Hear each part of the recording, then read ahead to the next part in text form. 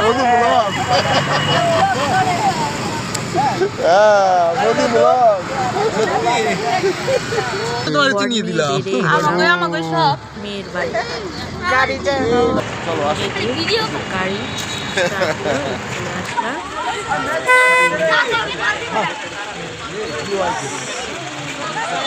বাড়িতে না তো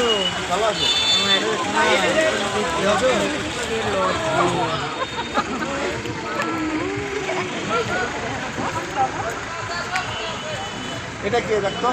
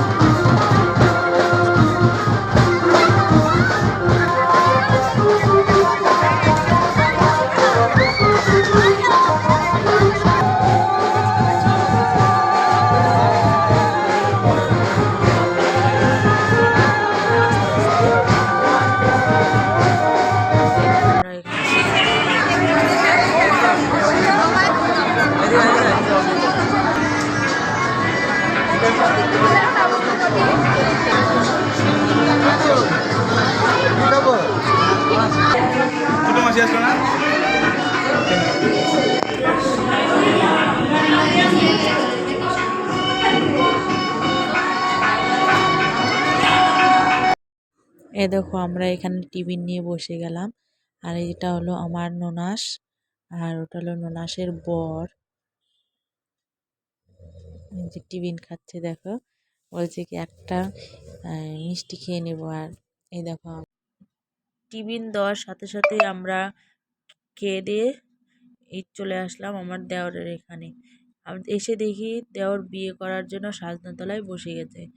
তার এই দেখো এটা আমার তাই মশাই আর ঠাকুর মশাই মন্ত্র পড়ছে, আর আমার দেওর মানে একটু বসাটা একটু উল্টাপাল্টা হয়ে গেছিলো, বসা ঠিক করে নিল। তারপরে জানো আর এটা কি হয়েছে,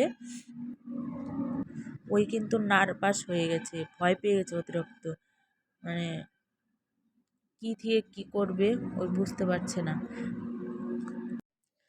তারপরে এখন জিনিস মানে জামা কাপড় যা আছে, আংটি মালা, ওগুলা দান করবে আমার তাইমশাই সব, ওই যে দানের জন্য সব কিছু নিয়ে আসছে। আর এদিকে দেখো ওদিকে বিয়ে শুরু হচ্ছে, আর এদিকে খাওয়ার জন্য আমাদের ডাকছে, তাই আমরা খাওয়ার জন্য চলে আসলাম এখানে। এই যে দেখো খেতে বসছি, ওইখানে আমার কর্তামশাই আর নন্দের বর, তার কুনাল, আর এদিকে দেখো যত বরযাত্রী আছে সবাই বসে গেছে। আর প্রথমেই চপটা দিয়ে দিয়েছি, আর চপটা কিন্তু খেয়ে দেখলাম যে ভালোই লাগলো, খারাপ না। তারপরে ফ্রাইড রাইস দিয়ে দিল। ফ্রাইড রাইসটা এত খারাপ হয়েছে মানে জঘন্য, বলার মতো না। এখানে পনিরের তরকারিটা মোটামুটি চলে, তাও খাচ্ছি, কি আর বলবো। 11টা বেজে গেছে, খিদেও পেয়েছে এদিকে। এই দেখো আর মাংসটা হয়েছে নাকি মানে মুখে দেওয়া যায় না, কিছু খাইনি ওগুলো, মাংস টাংস সব আমি ফেলে দিয়েছি। এই দেখো আমার কর্তামশাই খাচ্ছে, তারপরে আবার চলে আসলাম এদিকে বিয়েতে বসে যাবে এখন। এই যে 7 পাক ঘুরছে বিয়ে, দেখো।